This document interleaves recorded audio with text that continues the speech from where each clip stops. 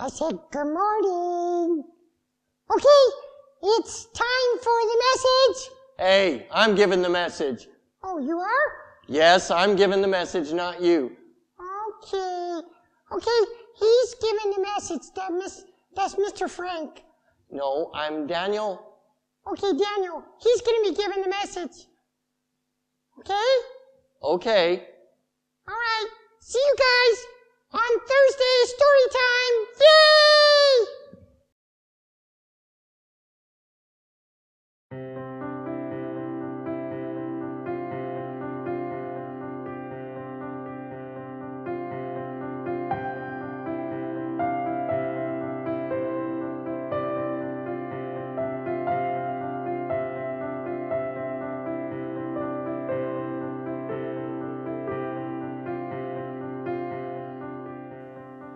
Good morning, Sunday morning. If you're watching this, I'm recording it on Friday, and this message is about hope and favor.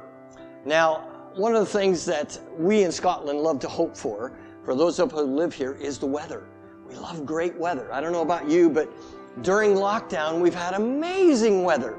I posted on my Facebook page a little picture that I got recently, and there was a picture of Scotland in the winter. And a guy is holding a bag and the wind's blowing like this and the rain is coming against him. And then there's another picture of Scotland in the summer and the wind's blowing and the rain is coming against him like this. And then there's another picture, the guy in the autumn and the wind's blowing and the rain's coming against him. And then the final picture is that of lockdown. And the sun is beautiful and there's a beautiful beach and everybody's going, wow, what's going on? Come on, God, we want your hope and favor. Well, this morning we're going to talk about hope and favor, where it comes from.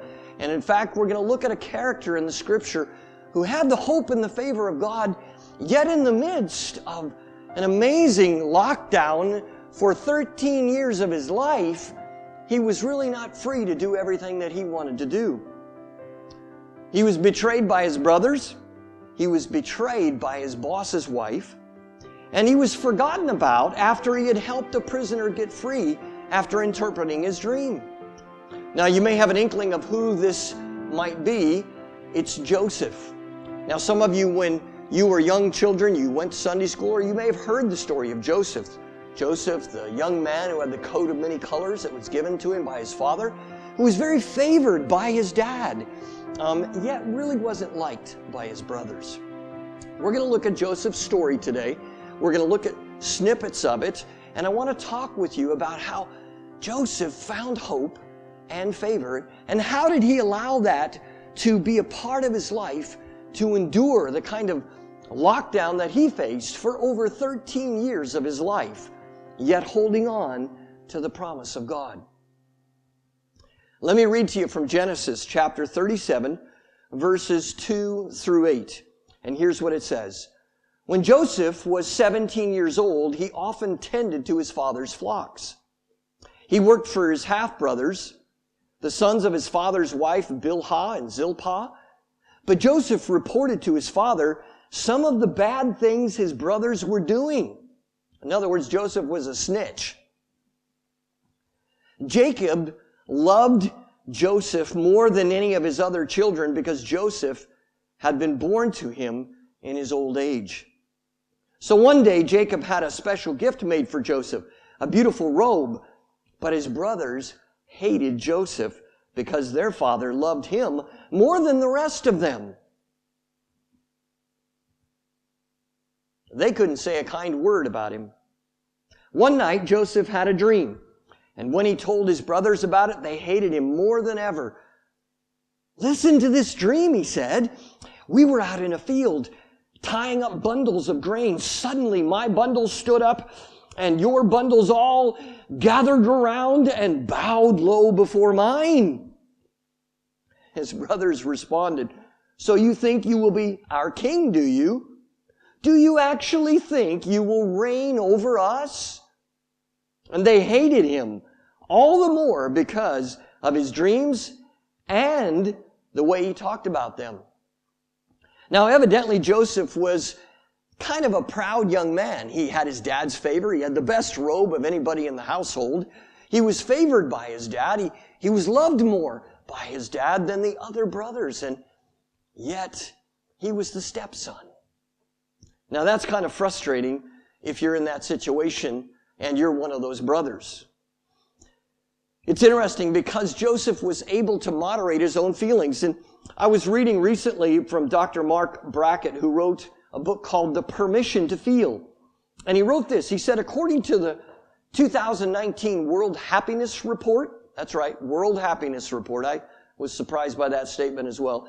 Negative feelings, including worry, sadness, and anger, have been rising around the world, up by 27% from 2010 to 2018. The scriptures actually teach us that the world we live in lives by its emotions, lives by its feelings. And when someone doesn't know who God is and doesn't have God in their life where He can help them regulate those emotions and feelings in a constructive way, it's difficult to really be able to not let the environment around you impact you. How do you get your life fulfilled if everything around you seems to be coming against you and you have no way to regulate those emotions and feelings? In March 2020, the World Happiness Report said this: favorable social environments not only raise the level of well-being, but also improve its distribution. We conclude that social environments are of the first order importance or the quality of life. The story goes on about Joseph in chapter 37, that Joseph is one day out headed towards his brothers who are out with the flocks of sheep, and they see him coming. Now remember, they bullied Joseph. They don't like him, and they're so angry with him for these dreams and the arrogant attitude that he seems to exhibit towards them. And so they hatch a plan, and they decide they're going to take Joseph and throw him into a pit and get rid of him. They want to do away with him, and they'll tell some sort of story to their dad about what had happened to Joseph. Now, Reuben, one of the 11 brothers, decides that he's going to come back later and rescue Joseph once nightfall comes and make sure he gets back to his dad. He doesn't want to go through with the plan of the other 10 brothers. But after Reuben leaves, the other 10 decide, wait a minute, look, here come the Midianite traders. Let's not kill him. Let's give him to the Midianite traders, the Ishmaelites, as a slave. And let's let them have him. We could sell him and get some money for him. And so that's exactly what they do. They sell Joseph into slavery. Joseph is taken by the Midianite traders to Egypt, where he's to spend the next 10 years in slavery. The scriptures actually say this in Genesis chapter 39, verses 1 through 4. It says, when Joseph was taken to Egypt by the Ishmaelite traders, he was purchased by Potiphar, an Egyptian officer. Potiphar was captain of the guard for Pharaoh, the king of Egypt. The Lord was with Joseph, so he succeeded in everything he did as he served in the home of his Egyptian master. Potiphar noticed this and realized that the Lord was with Joseph, giving him success in everything he did. This pleased Potiphar, so he soon made Joseph his personal attendant, and he put him in charge of his entire household and everything that he owned. Dr. Brackett said this. He said, emotions are the most powerful force inside the workplace, as they are in every human endeavor. They influence everything from leadership effectiveness to building and maintaining complex relationships, from innovation to customer relations. I suspect that Joseph's favor of God helped him to regulate his own emotions. I suspect that Joseph was somehow able to cling to the promises of God that he'd been given as a young boy and hold on to those because Potiphar noticed the favor of God on Joseph's life. Proverbs chapter 3, verses 3 through 6 says this, never let loyalty and kindness leave you. Tie them around your neck as a reminder. Write them deep within your heart. Then you will find favor with both God and people. And you will earn a good reputation. Trust in the Lord with all your heart. Do not depend on your own understanding. Seek His will in all you do, and He will show you which path to take. Joseph's social environment, it got better as he allowed God's favor to rest upon him. The people around him in that environment, in Potiphar's house, and Potiphar himself recognized that this young man had something about him, a quality about him, the kindness and the loyalty and the ability to not allow his situation where he was a slave to overcome him. And as a result, he became an actual change agent in Potiphar's household. Brackett says this. He says, research shows that our emotions and moods transfer from one person to another, and from one person to an entire team, both consciously and unconsciously. It's called emotional contagion. And its study dates back to the 1890s. Now that's emotional contagion. We're in a virus contagion situation. A pandemic where a virus can be contagious so much so that in a room of 5 or 6 people, if I have the virus, I can contaminate all of those people. My atmosphere shifts the atmosphere of the present situation that I'm in. Dr. Brackett is telling us that if we have within our own emotions a regulated element of kindness and gentleness and love, we actually affect the atmosphere of the people around us. And I suspect the reason that Joseph had such hope and showed such favor of God on his life was because he actually could regulate his own emotions. Well, we know that he had favor not only with Potiphar's household, but Potiphar's wife took an attraction to Joseph. She tried to seduce him, not just once, but on several occasions, the scriptures actually tell us. So much so, she kind of got frustrated because she couldn't control Joseph and get him to come sleep with her. So at one point, she grabs his tunic and she holds on to that and she tries to persuade Joseph to stay with her, but he runs out. He leaves. He flees that temptation. That's what the scriptures tell us. He understands and recognizes that if he does that, he's actually violating the loyalty of his master in the household. But that doesn't seem to matter because she's a pretty smart, deceptive woman. In verse 17 of chapter 39 of Genesis, it says this,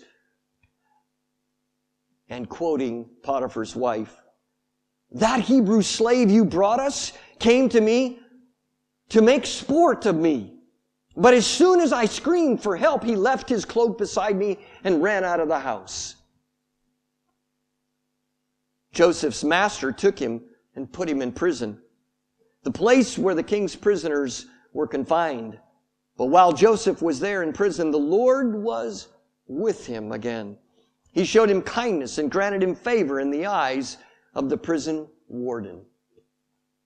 What's fascinating to me is that Joseph has been betrayed by his brothers. He's then betrayed by Potiphar's wife after showing great loyalty in Potiphar's household. He still had the favor of God, ends up in prison, and even in the prison, he is able to regulate his own emotions and not allow the circumstances that he finds himself with in and hold on to the hopes and promises of God.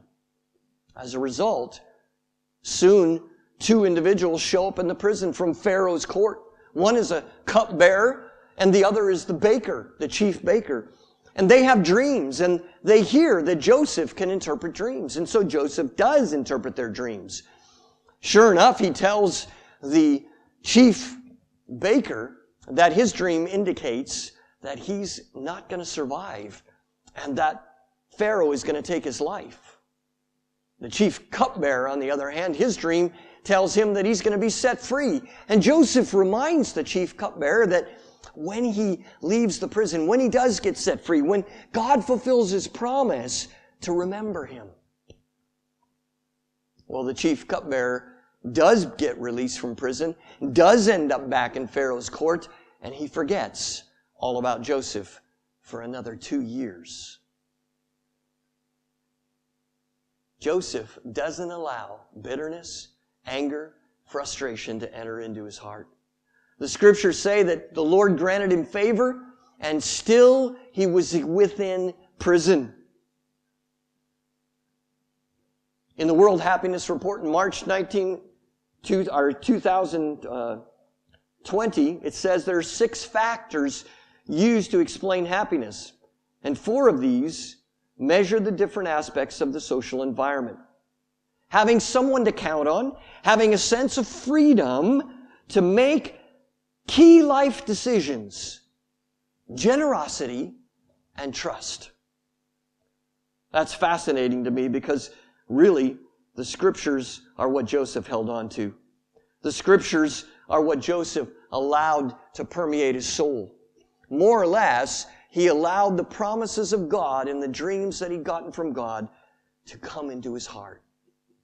Joseph allowed those words that we read in Proverbs chapter 3, verses 3 through 6, rule his life. Never let loyalty and kindness leave you. Tie them around your neck as a reminder. Write them deep within your heart. Then you will find favor with both God and people. And you will earn a good reputation. Trust in the Lord with all your heart. Do not depend on your own understanding. Seek His will in all you do, and He will show you which path to take. If you remember anything, take that scripture away with you today. But also remember these words. Preserving and trusting in God and His promises promotes an attitude of kindness, releasing favor and bringing hope. Preserving and trusting in God and His promises promotes an attitude of kindness, releasing favor and bringing hope. Kindness begets kindness. Gentleness returns gentleness. Love returns love. And peace returns peace.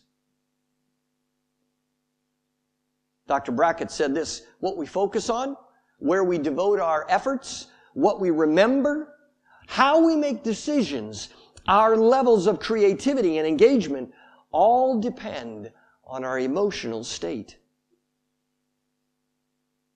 Do you understand what you're feeling? Do you feel locked down? Do you feel trapped? Do you feel like your freedom has been taken away? Some people do. In fact, this past week I was talking to a number of people who said, enough is enough. 7 weeks of lockdown. I'm not sure I can cope much longer, let alone my wife or my kids or my other family members in the midst of where I find myself. Do you understand what you're feeling? Do you know what the root causes are? Yeah, I'm too close to this person. They're in my way. That may be what you're feeling. But do you believe in the promises of God that give us hope and favor in the midst of the situations we face? Brian Banks was arrested for a crime he didn't commit. He was accused by a young woman of rape that he never raped. He went to prison, and he was gobsmacked that he ended up in prison. After 6 years, he was finally released, and when he was released, he still declared his innocence. But the courts refused to overturn his sentence unless he could produce evidence that he was innocent. He went to the Innocence Project and he asked people to help him. He prayed and asked God for help over and over again.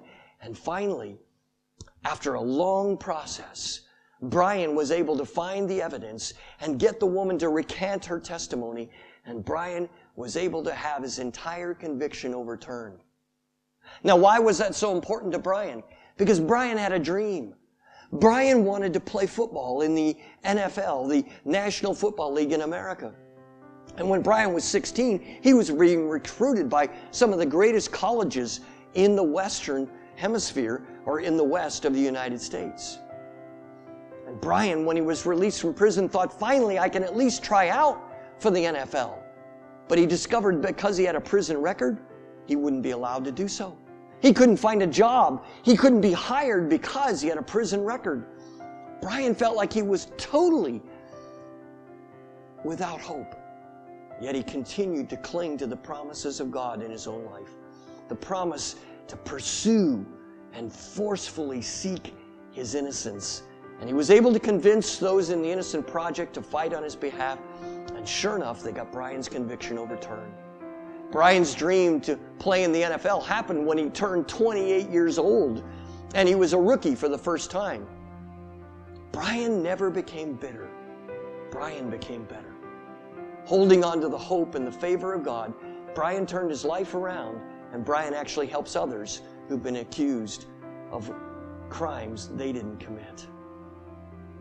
The question we have to ask ourselves this morning is, are we persevering and trusting in God and His promises that promote an attitude of kindness, releasing favor and bringing hope in our lives? Are we able to really allow God to let loyalty and kindness never leave us? Tie them around our neck as a reminder. Write them deep within our hearts so that we may find favor with God and people and earn a good reputation. Trust in the Lord with all your heart. Do not depend on your own understanding. Seek His will in all you do, and He will show you which path to take. And truly, the sun will shine in Scotland after lockdown as well. May the Lord bless you.